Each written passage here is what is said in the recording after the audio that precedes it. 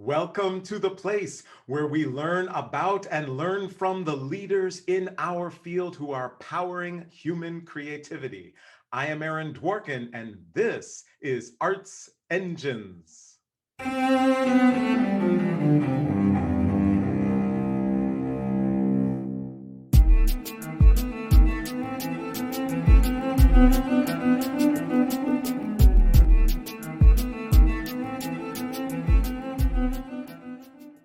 Thanks again for joining me here on Arts Engines. Today's guest is T. Oliver Reid, who serves as co-founder and artistic director of the Black Theater Coalition, which we're going to talk about, as well as serving as faculty at NYU-Tisch's Grad Acting Program and Columbia University School of the Arts Grad Acting Program. T, welcome to the show. Thank you very much, Aaron. How are you?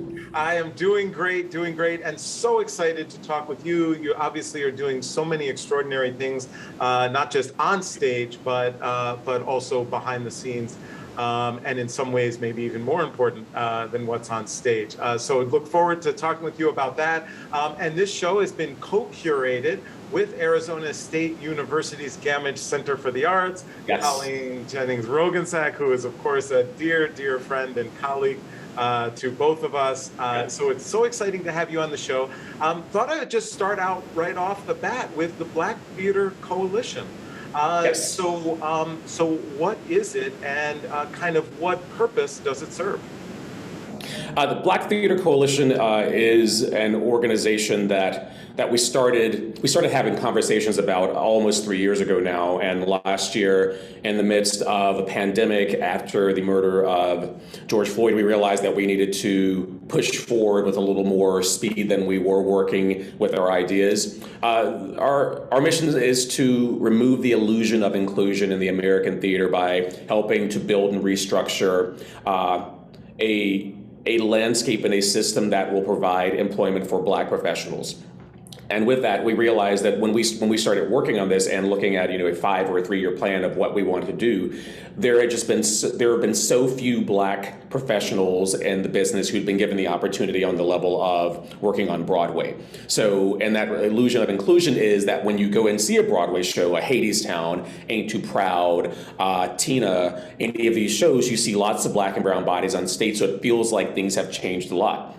And on stage, things have changed. But when you look at the positions of the offstage areas, the people who are making the decisions, the producers, the general managers, casting, marketing, PR, all the creative areas, there were so few who'd been given that opportunity to work on that level. Over more than 150 years, there have been 2 Black lead producers of a musical. There have been 10 Black directors of a play, 11 Black directors of a musical before this season that we're in right now, 17 Black choreographers.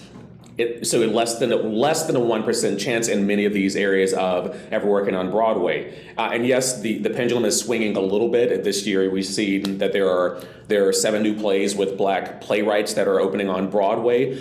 But it has to be more than this moment. And what we really wanted to do was make sure it was more than a Band-Aid fix on Broadway, but it was a way to really do our part in helping restructure the American theater. So Broadway, off-Broadway, regional theater, not-for-profit, colleges and those programs, as well as when young people first get that spark of interest in the arts. What do we do, and how do we support them? How do we support their guardians or parents to make sure that they know that there is a pathway or a pipeline for them to get to the other end? So whether it's going to a technical school or a 4-year college or to grad school or not at all, to make sure that we are supporting them in whatever that decision is on their road to finding their place within the arts. Wow. So this is obviously such extraordinary work, and I was not aware of that statistic related to the involvement, especially in producers. And it's interesting because you're right, there we can sometimes just see this veneer, but when we actually get below the surface and see how are decisions being made, it gets to be really tough. And so I'm curious, so you really want to have this impact, it sounds like, not just on Broadway, but nationally. Absolutely. And is there a sense of is there a core mechanic or mechanism that you feel will help drive change? In other words, is there something that you can call upon current producers to be able to do that kind of thing? I think in the orchestra world, they look at, how auditions take place or things like that, or subs, or, things like that, or then behind the scenes. So is there something in kind of the theater world where there are these mechanisms that you think if we get this, we can really bring about systemic change?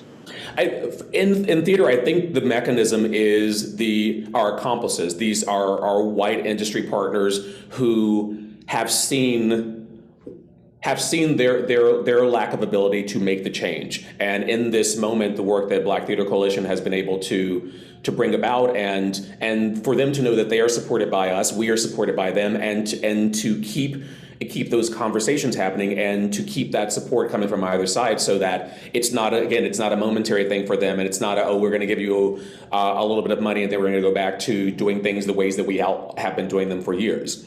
One of the things we say a lot is, the system is not broken for white men. The system is working exactly the way it's supposed to work for white men. However, we want generational opportunities for everyone. With Black Theater Coalition, we say that we want to put the oxygen masks on ourselves before we try and help someone else. So that's why we are so focused on Black professionals. But we also know that in the future, we want to be able to work with these organizations that are looking out for equity for our Asian brothers and sisters and our Latin brothers and sisters. But in this moment, we have to really make sure that we are moving the needle for us, so that then we can help other people. And that's where we are right now. But yeah, that mechanism is truly, and we call them accomplices and not allies, because an ally can come and go as they want to. An accomplice is in this with you because they have no choice. And so we have so many producers and general managers and casting directors and marketing people who are on this journey with us. And when we reached out initially and made phone calls to them, Warren Adams, my co-founder, and I, we were lucky enough that we've been able to work in the business, for the better part of a decade, 2 decades for each of us. And when we started reaching out to everyone we knew, all of our white accomplices, and saying, we need you to do this. Can you get involved with this? And so many of them stood up immediately and have continued to stand with us as we progress on this journey. And then, of course, our third co-founder, our third musketeer, Reggie Van Lee, who does the heavy lifting when it's making a phone call to a corporation or an organization so we can let them know what it is we're doing and how we want to change things. Because for us, it's not just this one organization that is just looking out for us. The work we're doing will hopefully really change the landscape truly of the American theater, so that whether you're going to, you're going to see something at your local little theater in North Carolina, or you're going to see something at a performing arts center in Detroit, or you're coming to Broadway to see something, that the work we're doing now will only grow and expand and change all of these areas, so that when you walk into, when a Black family or a Latin family or an Asian family walks into a performing arts center or a Broadway house, they feel like they are welcome there, because they see people who look like them all over the space. So they realize, oh, this is a welcoming space and not just a space for white theater goers, because that's all you ever see in the theater. Yeah, no, absolutely. Well, this is just tremendous work, and I especially love the terminology in terms of accomplices and the ownership and commitment that involves. Yes. But also the systemic approach, which is so important, as opposed to just kind of some one-off thing, but how can we really build sustainable change? Switching gears a little bit, I was really curious kind of what you think. So say for a young person who is coming up, young Black, student in a theater program, in musical theater, and is trying to build that life, right? And they're just coming out. What kind of, are there kind of 2 or 3 things that you would say to especially young people of color coming up of, here are the key things. You need to have X, Y, and Z if you're going to be able to build this life? I think with that, the first thing to me, and it's something that somehow I think growing up in a Black household, many times, the generations, whether it's parents or grandparents, would always say to you, is like, come to us if you need something, we will help you, we will get it. And we as a community don't necessarily reach out to other people and ask for help.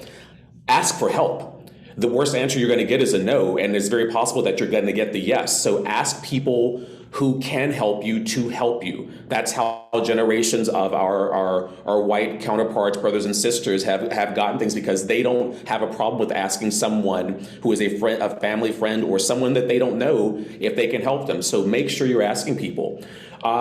Understand what your worth is, and yes, your worth will change when you are 20 than when you are 50, but understand what you're bringing to the table and honor that, and know that the universe, as Andre de Shield says, is conspiring with you. So have an idea of what the journey is you want to take, and yes, that will change many times over the years, but have an idea of where you are at 20 and what you want to do over the next 5 years, and then let the universe lead you. Awesome. Absolutely awesome. Great advice, some of which I think I'm going to take as well. So. Listen, Andre said, that the universe is conspiring with you a couple of years ago, and it's my new mantra. I say it to myself every day, because we all need that reminder that the universe is, and whether you consider it God or the universe or however you look at it, that universe is conspiring with you to do the things that you're supposed to do while you're here. And some of those are great, and some of those are small, but whatever they are, allow the universe to work in your life and continue to lead you down that path. I think without that, we wouldn't have been in the position that we were last year with Black Theater Coalition. And it truly, for me, is a moment that my passion and my purpose have met. And all of the things that I've learned over, a career in theater and musical theater and on Broadway finally finally landed in the same place. And I was able to say, oh yeah, I know what that is. Oh, I know how to do that, or I know who to reach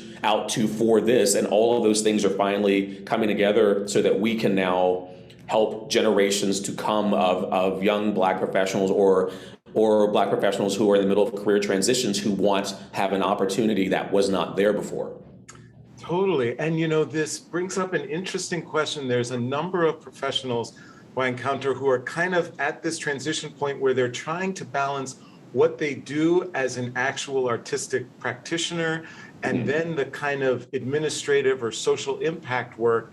And they're trying to say, how do I spend my time? How do I do, if I do too much of this, I might lose opportunities here. So I'm wondering, how do you view that, and how do you balance your extraordinary work on stage, screen versus balance? Who's ever heard of balance? I mean, honestly, it's the thing that is always in my head. I mean, I've always been someone who does much better if I have lots of things going on at the same time as opposed to just one project, because if I'm just working on one thing, I can procrastinate all day. But it is finding out, like, for me, knowing what I need to do on this day and having everything scheduled out as much as possible, and making sure that everyone else understands there can only be a few deviations in the schedule, because I'm doing this and this and this. And in order for everything to work and for my priority, which has to be me as a human being, if I prioritize myself first, then I can look at all these things and say, I can give that much of me here, I can give this much of me here, I can give this much here,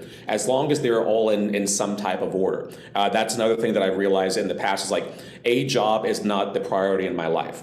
I am the priority in my life, so that I can then do all of these things that I need to and want to for these organizations, for these young people, for this theater. If I'm not healthy, if I'm not happy, if I'm not mentally taking care of myself, none of that's going to happen anyway. So to make sure that those listening understand, like, you are the priority in a way that is not selfish at all. I think it's very selfless, because taking that time, that breath, in order to keep yourself healthy allows us to do all the things that we can do for others around us. Excellent advice, for sure. And especially people who are trying to figure out that balance, for sure. Yeah. So, I think that balance is just going to be different for everybody, and it's getting into it and knowing how much you can and want to give, and also knowing that if the universe is leading you in one direction, again, it's like, just go in that direction for a little while. It's cyclical. It's going to come back around at some point, but don't think you're missing out on something over here. The universe is actually leading you exactly where you need to be. Totally. Well, unfortunately, T, we're just about out of time, but I always like to ask of all my guests, there's got to be those days, and especially in this past year, that are really tough. They seem, overwhelming. What do you do to tap into strength, inspiration, courage during the toughest of times? And that's a great question. And I've had many of those days, and many of them there was like, I don't know if I can continue to do this. But for me, I think a large part of it is rest, is leaning on the support of those people that you trust and you know they have your best interest at heart. And also knowing that, again, and I keep harping on this, but it's truly because I believe so strongly in it, that the universe is leading you in the right direction, and the universe will also help take care of you. But to give myself some grace and to say, today I can't do this. Today I have to not be on an email chain. Today I have to not be on Zooms. I have to just have this time to sit, to listen to music, to walk around in the sun, whatever that is that allows you to pull away from, and I'll call them the distractions of life, but to pull away so that you can really just focus in on yourself and say, this is my time, so that I can come back in as strong as I can. T. Oliver Reid, you truly are one of the arts engines who is powering human creativity in our world. Thank you so much for being on the show. Thank you.